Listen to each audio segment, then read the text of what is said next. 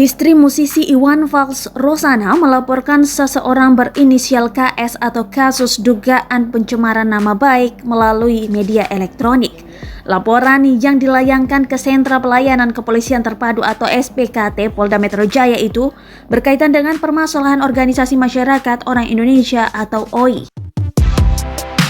Hari ini antar istri melaporkan soal pencemaran nama baik, kata Iwan Fals seusai membuat laporan di SPKT Polda Metro Jaya, Kamis 4 November 2021 dilansir dari kompas.com.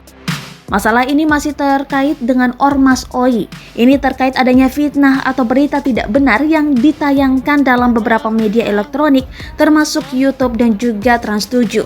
Ucap kuasa hukum keluarga Iwan Fals, Ihsan P. Kurnia Agung.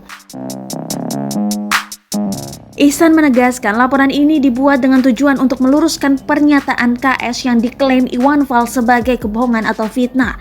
Bu Rosana sebagai pelapor dan Iwan sebagai saksinya. Klien kami telah menggunakan haknya untuk meluruskan kebohongan tersebut, ujar Iwan Fals. Kuasa hukum keluarga Iwan Fals yang lain, Aldi Firmansyah, mengatakan kliennya telah membuka pintu musyawarah terhadap terlapor sebelumnya. Berhentikan dia.